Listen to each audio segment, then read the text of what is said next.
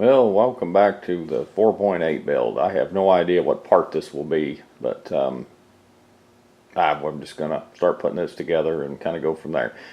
I'm going to start by saying this Pennzoil here, this is not the oil I use. I don't use anything that doesn't say either Mobil on it or Valvoline. This is my personal preference. There is good other oils out there.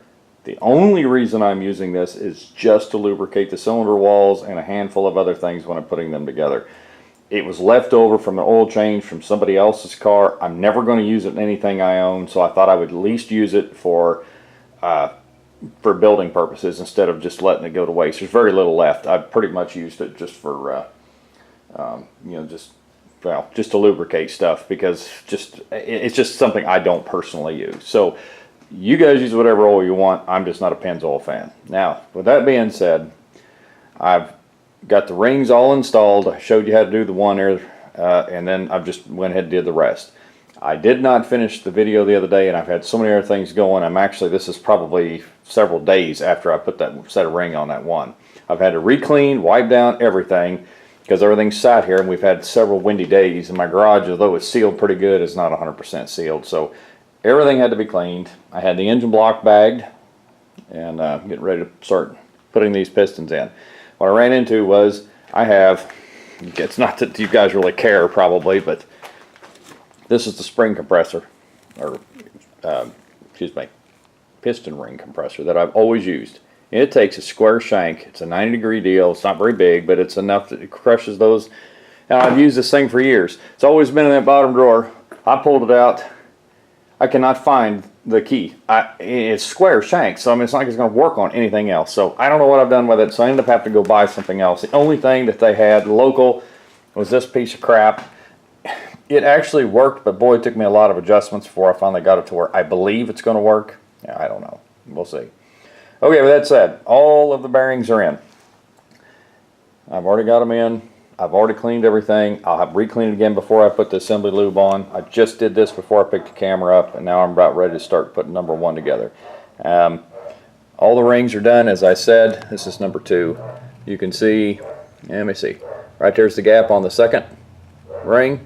See the gap there, and then the first one, where's it at? It's actually right there. Let me turn this thing back around. So again, there's number two ring, and then the first one's over there. They're not 100% 180 off, but they really don't have to be, as long as they're not lined up. They need to be off some. I prefer at least a quarter, a third better, and that's where I kind of like them. They're all that way, and I will check them again before I put them in there.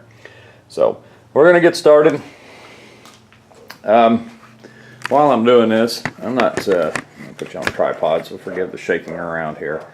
This is number one, so this is going to be the first one we do.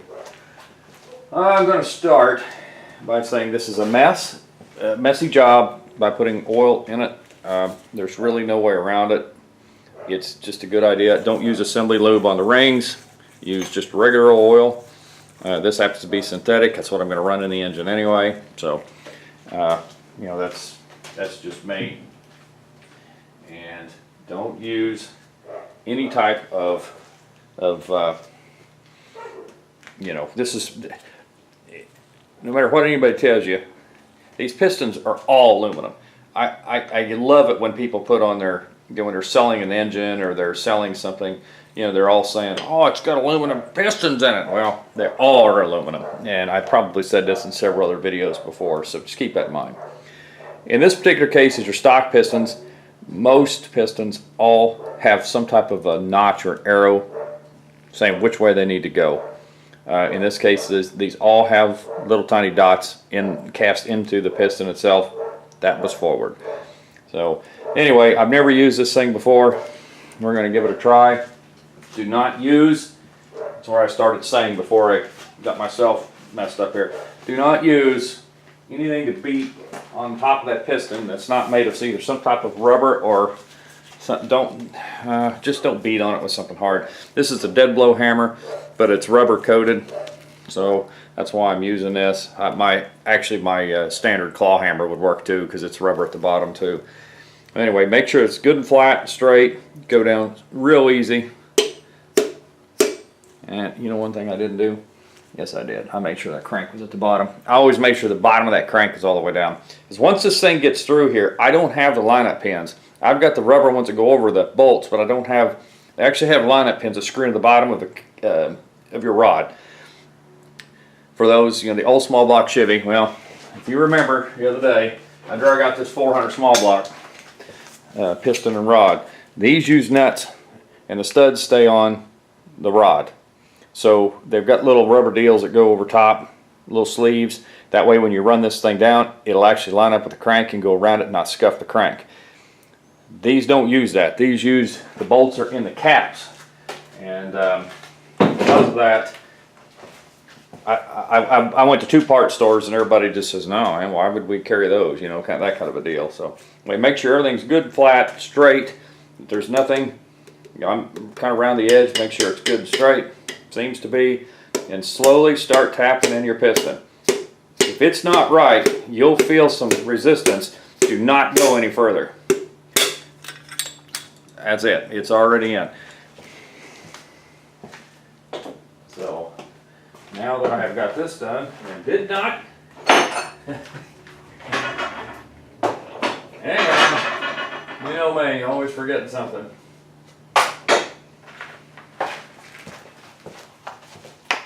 I'm getting my, seems like it's 7/8 or 15. Oh, it's bigger than that. All right, 15/16, if anybody was wondering. I'm going to turn the engine over here in just a second. Not the crank.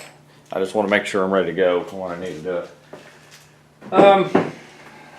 Okay, here's kind of something else. It really doesn't have anything to do with, well, it has to do with building an engine, yes, but it doesn't have anything to do with building an engine, but it has to do with engines. So why don't we go that way? What you got is the internal combustion engine has been around for a long time, and they pretty much all use something similar to a piston crank design. Now there are some that are not this way. The Wankel engine, which is considered a rotary, which uses two rotors, basically it's like a rotor. So I don't remember how big they are, but they actually have three sides like a triangle. And anyway, the way they work is different, but they produce the same thing. They kind of have a funny sound to them, and they actually do have, to be honest with you, they have reliability issues. They also don't do they're not very efficient on fuel and whatever. But anyway, what I'm trying to get at here is, I'm just getting this down a little bit further. This is bad about not having this. I've never really had to, see, now I'm touching the crank and I have to touch the rod. I'm trying to get this picked up so I can go ahead and run this in. Anyway, you got to be very careful not to hit that crank. I just bumped the camera. I am sorry if you're not in frame anymore. I hit the tripod with my foot. All right. Make sure I didn't get any debris on it, leaving fingerprints, but all right, that looks pretty decent. Okay, anyway, let me see what you're looking at now that I've done that. Well, you're not even really looking at what I originally intended you to look at. So, because of that, I want to bring you down just a bit. Okay. Anyway, you see the rod is down there. It's all touching, the piston's all the way down the bottom. The reason I do that is to give myself enough so I can really pay attention as that thing's coming up. So, anyway, okay. Don't forget, I put marks on everything, so I would not, because the caps, like I said, they can only go one way. And all right, I got it. Piece of garbage in it. Of course, stuck to my finger, imagine. Okay, so we need to make sure. Remember, this is number one. So it's really hard to see my number one mark, but I know this is number one. It's number one stamped on top because I could, because I knew that's how it was. Put your on. Archer bolt. These also have a torque to angle, or whatever you want to call it, bolt. It's like 15 pounds, and then turn it, I can't remember, I'm actually going to have to look at the book. But anyway, I was just kind of more showing you. I don't think you need to watch all 8 of these go on, but I just thought I'd kind of show you this to kind of give you an idea of what's going on and how things kind of work. And, I clean up my socket. Yesterday, a friend of mine that you seen that big old monster looking transmissions on the floor. It's from a friend of mine's '03 Lightning. I'm sure I told you about that the other day. I don't know when that video may or may not have come out, but either way, he come over yesterday morning about 8 o'clock, and we started working on it. We got it done by about 3:30. We took our time, made sure it was all done right. Plus, he had a lot of extra stuff. He had headers, full exhaust, which he had actually taken the exhaust off. I heard that thing coming down the road. I thought, what is that terrible sound? I cannot believe how bad that motor sounds without exhaust on it. Really surprised, to be honest with you. Okay, we're getting to torque specs. Sorry, taking so long. Okay, camshaft, no, leave that. General, torque specs. Where am I at? Cylinder heads. Well, I'm on the wrong section here. Sorry guys, my bad. Actually, now I'm all the way back to the 4.3. Yeah, I gotta go further back. What have I done here?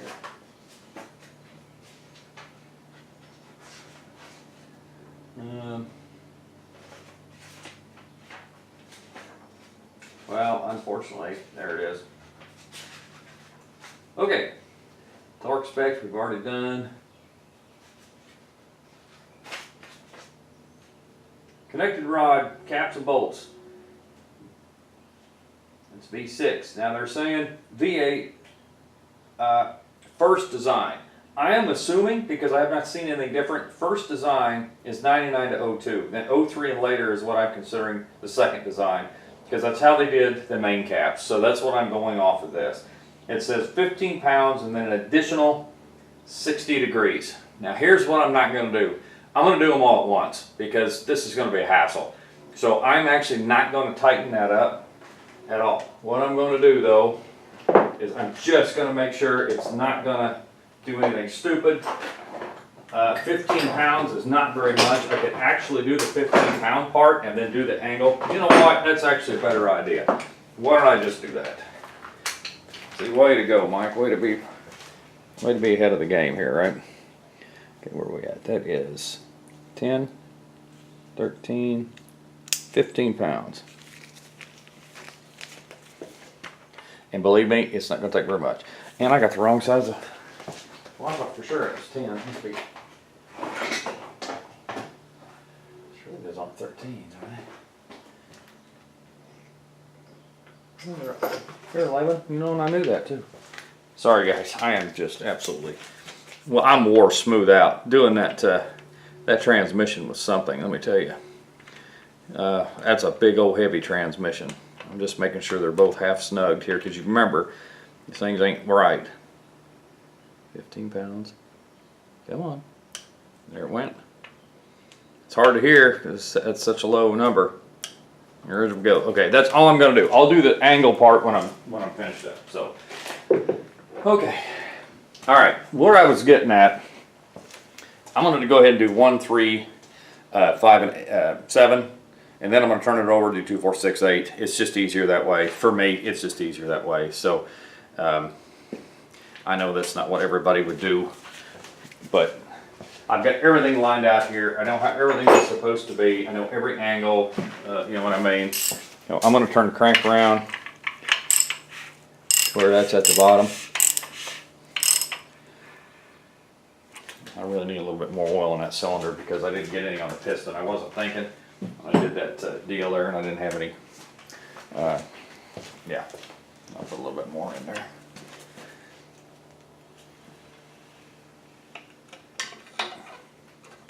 Okay, anyway, I'm going to get back to what I was originally getting at, the internal combustion engine.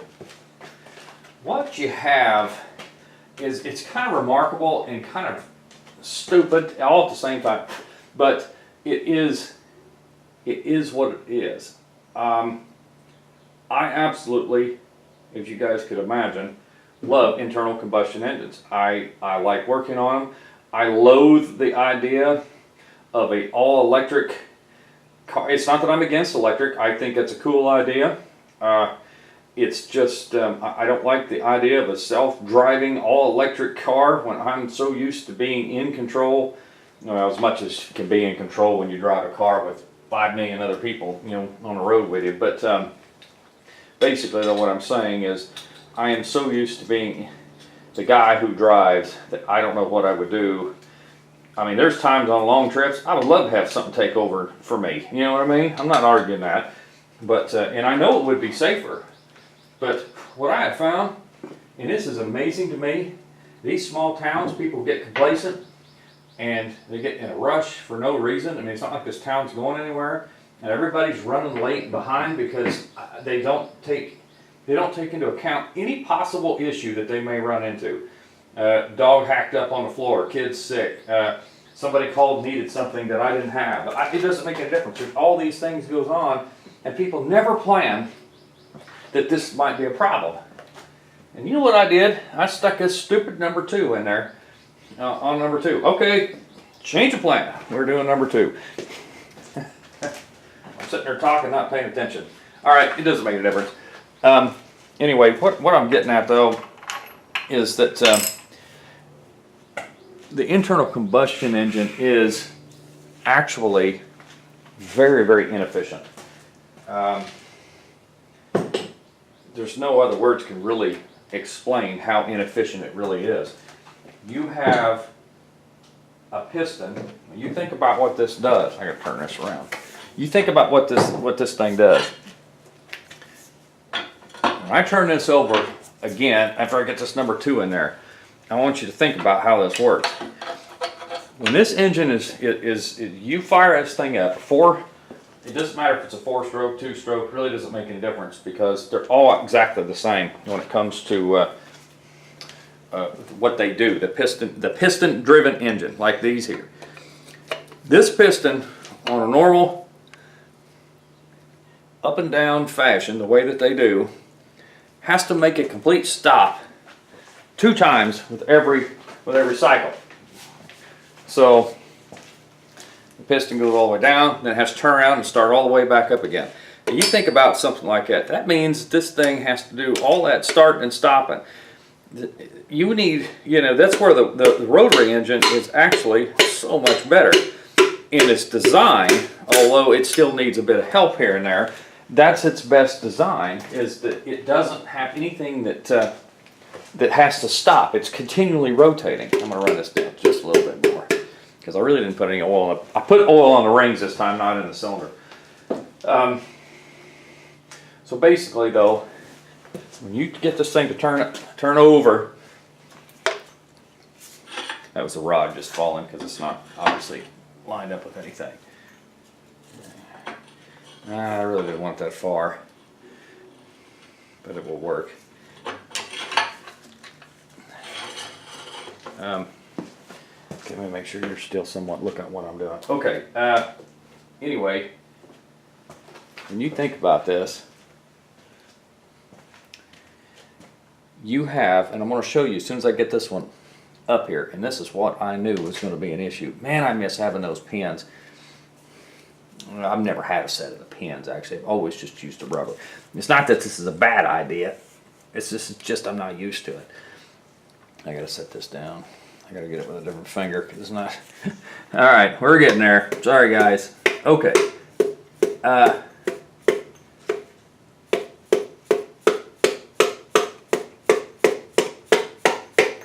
Gotta concentrate. And it's up there. All right. So now that this is in here, I want to show you what I'm talking about. Let me get the main cap, or the rod cap.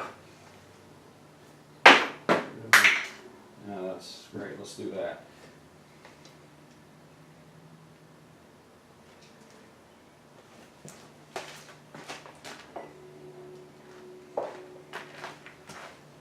Okay, now mind you, this is backwards. The 2 is now on this side, and if you notice, I put that pin, that little dot that was in the piston, facing forward. So 1 is on this side, 2 is on this side. If you remember, I kind of had to do that. All right, I want to show you, because I did not show you this when I took it apart. I kind of want to show you how much more inefficient these actually are than just the piston stopping twice, which you also run into is, can I get this 15 pounds?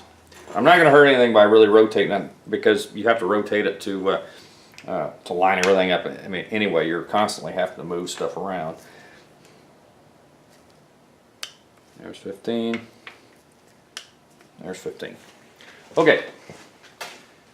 I want you to watch this, because this happens on each one of these sets. Since you have a V8, in this particular case, rod 1 and 2 share the same journal. 3 and 4, 5 and 6, 7, 8. They share the same journal. The only problem is, when you think about this piston is not moving the same as this one. Even though the rod is at the bottom, all right, and yes, they're both at the bottom of their cycle, they're still, well, it's easier to watch. Watch this bolt compared to this bolt. Right there, they start crossing over. And now they're completely crossed, and then they come back and they separate when they get back to the top. So what I'm trying to show you is these do not, they move the same direction, but they don't move the same speed because of the way the angle of the motor is. So these things are actually rubbing on each other. The rods are actually rubbing each other side to side, plus they're actually rubbing a little bit on the side of the crankshaft, which is constantly spinning. And that's kind of how they all work together. There's a lot of friction. I don't care how much lubrication you put in there, and they don't seem to wear out a lot, the side to side. But there's a certain amount of friction that runs between these two because they're not moving the exact same way. So I guess what I'm saying is, not only is your piston stopping several times, obviously per your 4-stroke system, but then you also have these rods that are kind of rubbing each other. And of course then the crankshaft itself, which everything pretty much has some type of a crank. You have to be able to deliver the power.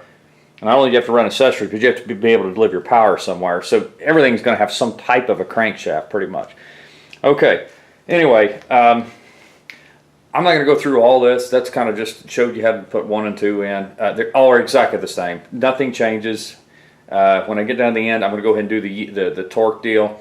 Get a Chilton's, get a Haynes, do your research on the internet. I'm not the only one. There's also torque specs on any LS forum or channels or anything like that that actually show you ins and outs of using ARP bolts, stock bolts, already been used bolts, new bolts.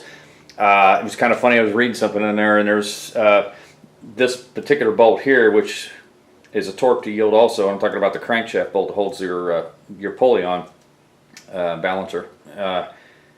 They actually have 2 different specs for it, one for a new one and one for an old one. So it's a good idea to read it, because there's almost nothing about this that torques the same as a Gen 1 small block. So the Gen 3s and then up, they're just they're different. I've never dealt with a Gen 2. I assume the Gen 2 is the LT1. I've never really dealt with it. They had an electric water pump. The distributor had an OptiSpark in the front. I've actually never owned one of those cars.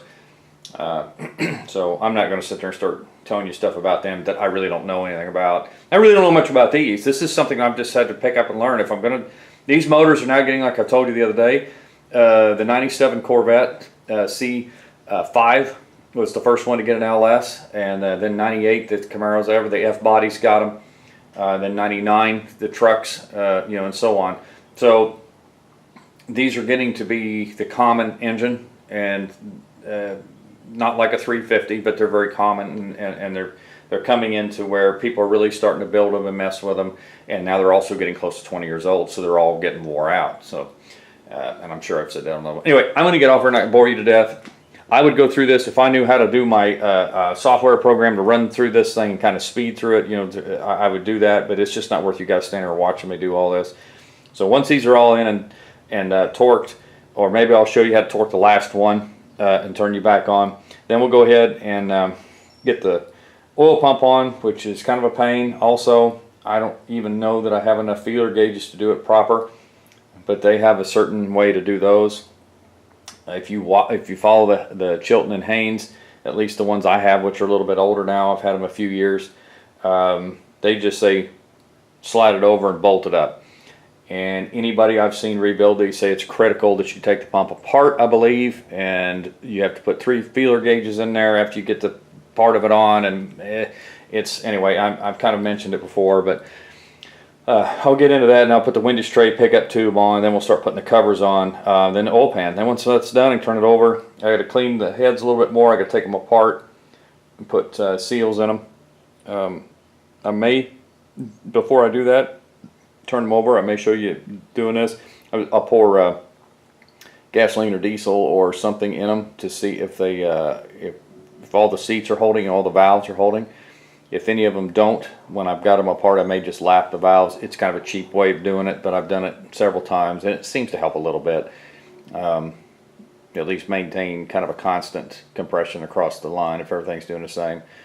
Then anyway, I got to put the new oil seals in them, and then they'll be ready to go on. Then after that, it's just a matter of getting this thing pulled up here and start tearing it out, putting it in. So anyway, guys, I'm going to continue on. And like I said, there's no sense in you watching all this. This is kind of a monotonous thing. But anyway, so if you guys are doing a project like this, good luck. If you have any questions, I'll do my best to answer. Again, there's so many more people out there that are a whole lot smarter on these than me. This is somebody showing you kind of how to do a budget. It's what I consider a budget is under $1,000, and that's probably what I'll end up into this by the time I figure I bought the motor, bought the parts, a little bit of machine work, then that kind of stuff. I probably will be $1,000 into it, but I should have a good running motor.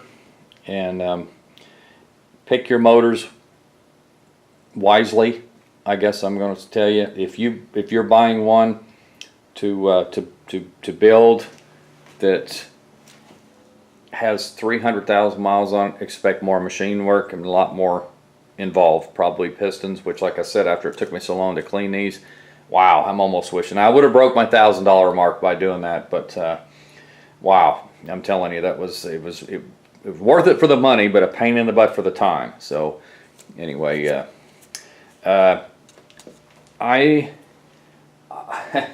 not going to tell you what to and what not to buy, but I'm sitting here looking this engine over, and I just realized, so this is how much I have not worked on these much. I am not seeing